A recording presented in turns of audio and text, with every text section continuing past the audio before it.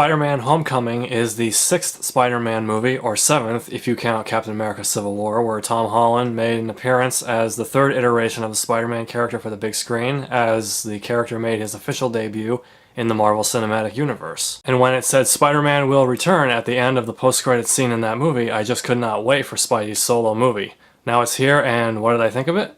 I think it is the best Spider-Man movie since Spider-Man 2. That's right.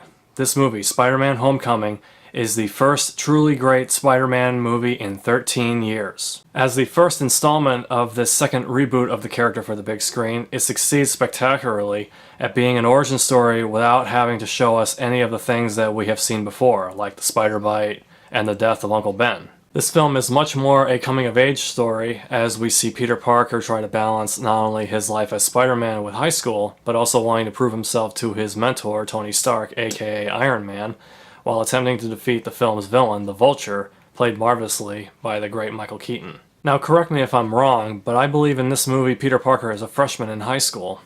If that's correct, then I'm glad, because that means we will be seeing at least a few more Spider-Man movies with the character in high school, because we did not get enough of that in the past Spider-Man films. In the original movie with Tobey Maguire, he graduated high school halfway through that movie, and in the Amazing Spider-Man reboot, he was like in his senior year because he then graduated at the beginning of the sequel to that film. We never saw enough of Peter Parker in high school, but now with this new take on the character, I think we can look forward to seeing more of the character in high school. And I like that. That should make for some interesting storylines. Big thumbs up to Tom Holland as Peter Parker and Spider-Man. I think he's fantastic in the role.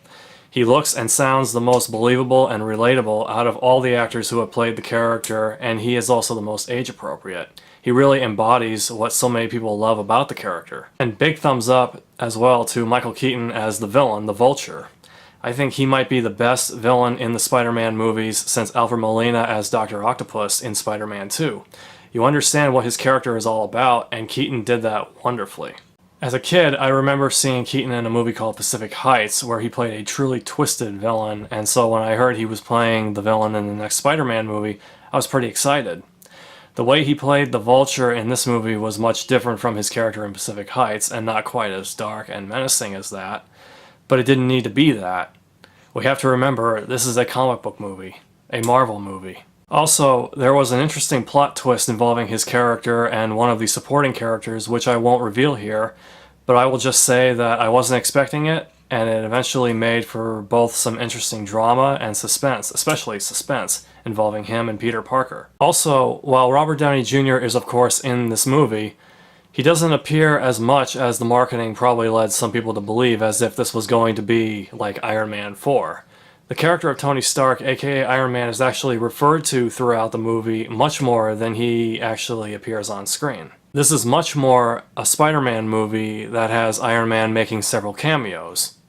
And it was great seeing Jon Favreau, the director of Iron Man 1 and 2, back as Happy Hogan, Stark's right-hand man. There's also a great sequence involving Spider-Man trying to web swing throughout a suburban neighborhood, and it doesn't end up working as well for him as it usually does in the big city. And that was interesting to see, because up until this point in the Spider-Man films, I'm pretty sure we never saw Spider-Man do that in a residential area before.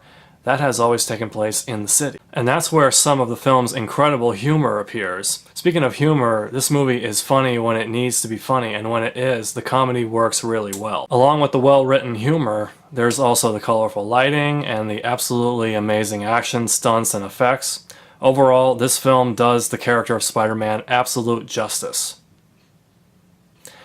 Thank you so much for watching, and there will be more because Lehtonen's Home Theater is always showing.